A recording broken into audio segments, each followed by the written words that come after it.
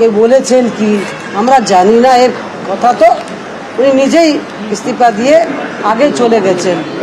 না হলে তো ফেরওয়েল দিতে এরকম আপনারা সবাই দেখুন, আমি মিষ্টি নিয়ে এসেছি, আর মিষ্টি খাওয়াতো আর ফেরওয়েল দিতাম।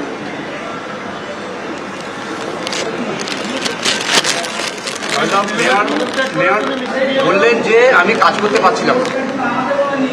আমি প্রথমত বলি, আমি মেয়র পদত্যাগ করেছেন। তৃণমূলের লোকেরা যে পদত্যাগ করতে পারে, এতদিন যারা মলমূত্র ত্যাগ করতো না শরীরের ওজন কমে যাবে বলে, গত 4 তারিখ থেকে তারা যে হারে পদত্যাগ করছেন দেখে ভালো লাগলো যে এরা পদত্যাগও করতে জানে। খেলায় না পড়লে বিড়াল গাছে ওঠে না। কাজ করতে পারছেন না বলছেন মেয়র। কেন কাজ করতে পারছেন না? তার এমআইসিরা পদত্যাগ করছে বলে, তার বড় কমিটির চেয়ারম্যানরা পদত্যাগ করছে বলে, তার অ্যাকাউন্টস কমিটির মেম্বাররা পদত্যাগ করছে বলে, কাউন্সিলররা পরপর জেলে যাচ্ছে বলে তিনি বলছেন কাজ করতে পারছি না, আর চেয়ারম্যান বলছেন 19 তারিখ হাউস ডাকবো। এদের নিজেদেরই তো কোনো কোঅর্ডিনেশন নেই। যদি মেয়র বোঝেন যে উনি চালাতে পারছেন না, কাজ করতে পারছেন না, ওনার দম বন্ধ হয়ে যাচ্ছে, তাহলে চেয়ারম্যান 19 তারিখ হাউস ডাকবেন বলছেন কি করে? আগে তো নিজেদের মধ্যে তালমিল থাকা উচিত। আমার যেটা মনে হয়, মেয়র অত্যন্ত ধার্মিক মানুষ, তিনি অন্য ধর্মের লোককেও দাওয়াত দেন তার ধর্মে যাওয়ার জন্য। তাকে আমি বলবো ঈশ্বরের নামে শপথ করে বলুন যে আপনাকে কালীঘাট থেকে ইনস্ট্রাকশন দেওয়া হয়নি যে তুমি পথ ছাড়ো। আপনি বলুন আপনি 58 না আপনি ওই 18 দলে আছেন, আপনি 58 আছেন না 28 আছেন। আপনি বলুন আপনাকে ফোর্স করা হয়েছে কিনা। 2 দিন আগে থেকে ব্যান্ড বাজালেন যে আমি আর থাকবো না। পদত্যাগ করতে 2 দিন লেগে গেল। তার মাঝে অন্যজন সল্টলেকের মেয়র, তিনি পদত্যাগ করে বেরিয়ে চলে গেলেন মাইলেজ নিয়ে। এই সব নাটক। ভাবছে আমি যাতে ডিম না খাই, ওনারা ডিম খাওয়ার ইচ্ছে নেই। যে কোনো দিন যে কোনো জায়গায় লোকে ডিমের ঝুড়ি নিয়ে হাজির হচ্ছে। ডিম যাতে না খেতে হয় তার জন্য একটা এসকেপ রুট, পালিয়ে যাওয়ার পথ। কিন্তু যা অপরাধ, যা দুর্নীতি যারাই করেছে, যে দুর্নীতি যারাই করেছে, তারা যদি ভাবে পদত্যাগ করে বা 2 বার গঙ্গা জলে ডুব দিলে তারা ছাড়া পেয়ে যাবে, পাবে না। তারা ছাড়া পাবে না, অ্যারেস্ট হতেই হবে। আর মেয়রের যে পিএ কালী, তার মাধ্যমে মেয়র যে এখানে টাকা পয়সা পিওরলেস হসপিটালে হোটেলে ডেকে ডেকে টাকা খেয়েছে, সবাই জানে এটা। আর ইলেকশনের আগে স্যাংশন করেছে 200টা বাড়ি, তার মাধ্যমে ওই কালীর মাধ্যমে প্রচুর টাকা খেয়েছে।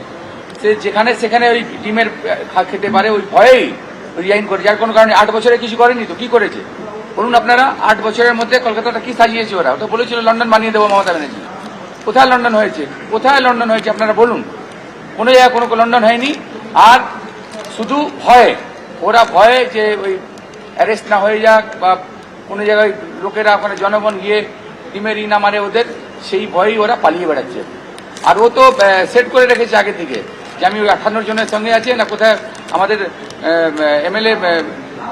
এমএলএ আর কাউন্সিলর সজল ঘোষ বললেন যে 58-তে আনে 28-এ আছে জানা নেই, কোথায় আছে এখন, কে কোথায় আছে জানা নেই। সবাই ভয় পেয়ে চাইছে যে কোনোভাবে আমরা ওই গুটিয়ে নিই আর চলে যাই এখান থেকে। সেই গুটানো আর কোনো কারণে ও রিজাইন করেনি।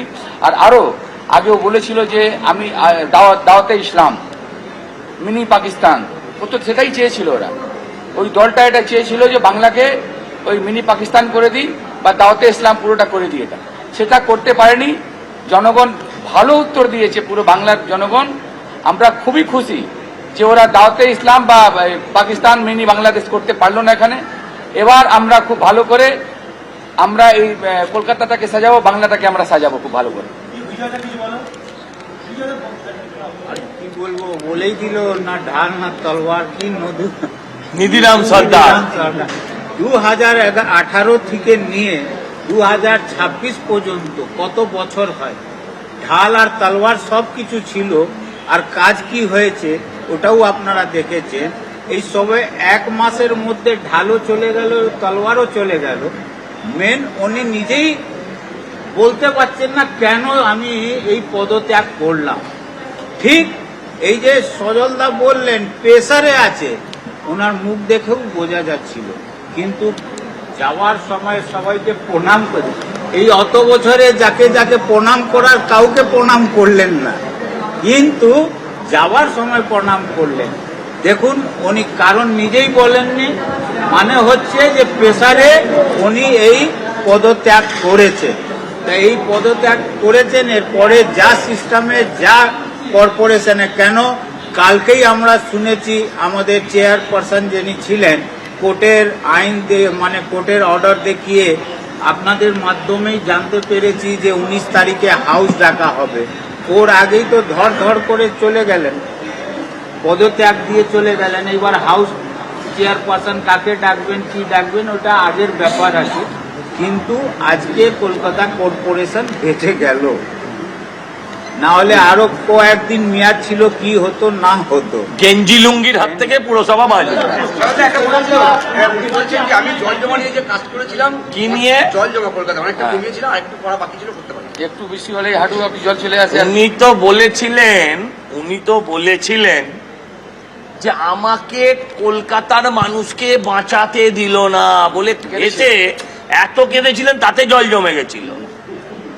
লোকে ভেনিসের সঙ্গে লাইন মিলিয়ে বলে জলে ডুবে যায়, কলকাতার এমন অবস্থা হয়। এবিপি আনন্দ, এগিয়ে থাকে, এগিয়ে রাখে।